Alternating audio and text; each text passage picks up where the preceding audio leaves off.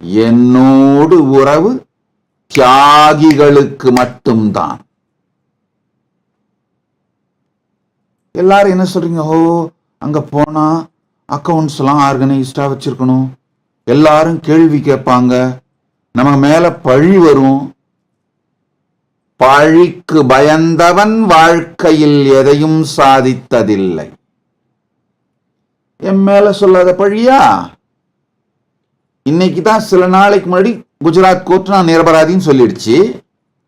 ஆனா 5 வருஷமா மீடியா உலகம் முழுக்க போய் நான் குழந்தைங்களை கிட்னாப் பண்றேன் என்னென்னவோ பொய்ங்களை பரப்புனாங்களே, அதுக்கெல்லாம் 5 பயந்து நான் என்ன என் வேலையை, நான் செய்ய வேண்டிய வேலையை செய்யாம விட்டனா இல்ல காம்ப்ரமைஸ் பண்ணிட்டனா? என்கிட்ட எவ்வளோ பிரஷர். நெக்ஸ்ட் ஜெனரேஷன்லாம் வாழ்க்கையை தியாகம் பண்ணிட்டு கைலாசத்தை கட்டுதுங்க.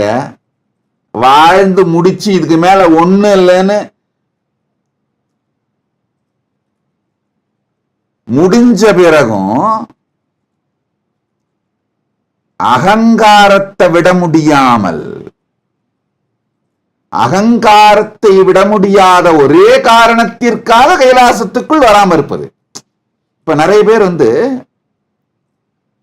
வேற வேற காரணங்கள் இருக்கலாம். சாமி எப்படி எல்லாத்தையும் தியாகம் பண்ணித்தான் இந்த கைலாசத்தை உருவாக்கி இருக்கேன்னு அது புரிஞ்சதுன்னா, அதை புரிஞ்சுட்டு அகங்காரத்திலிருந்து வெளியில வந்து தியாகம் செய்தால்,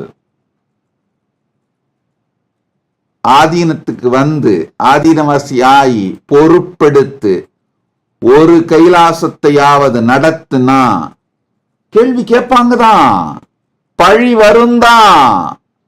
பொது சேவை செய்யும் போது எல்லாம் வருந்தான். வெளியிலிருந்தும் பழி வரும், உள்ள இருந்தும் பழி வரும். சங்கத்துக்கு உள்ள இருந்தும் பழி வரும். ஒரு டிபார்ட்மெண்ட்டுக்கும் ஆர்கனைஸ்டா அலைன்டா இருந்தாகணும். இதெல்லாம் செய்யறது தான் தியாகம். இதெல்லாம் செய்யறவங்களுக்கு தான் என்னோடு வாழ்க்கை. அவங்களுக்கு மட்டும்தான் கைலாச பதவி. இல்லைன்னா என்ன கேட்காத, எல்லாம் வாங்கிக்கோ. பணம் வரும், சுகம் வரும், ஹெல்த் வரும், என்ன வேணுமா வாங்கிக்கோ, சொர்க்கம் வரைக்கும் போய்க்கோ.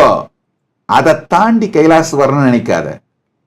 கைலாசத்துக்கு வரணும்னா அகங்காரத்தையும் ஆணவத்தையும் மும்மலத்தையும் தியாகம் பண்ணிட்டு, ஆணவம் கண்மம் மாயை தியாகம் பண்ணிட்டு பக்தர்களுக்கு சேவை பண்ணு.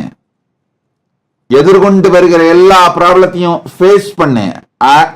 அக்யூசிஷன் வரும், என் மேல வரலையா அதுக்காக நிறுத்திட்டேனா? உங்களை மாதிரி எல்லாம் ஐயோ ஐயோ டச் மீ நாட்டுற வாழ்க்கை நான் வாழ்ந்திருந்தேன்னா, இன்னைக்கு உங்களை இன்ஸ்பயர் பண்றதுக்கு, உங்களுக்கு வரம் கொடுக்கறதுக்கு, ஆசீர்வாதம் பண்றதுக்கு நான் உட்கார்ந்துருப்பேன். இங்க தியாகிகளுக்கே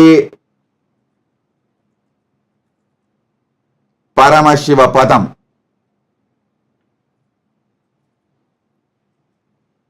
மற்றவர்கள் பணம் வாங்கிக்கோ,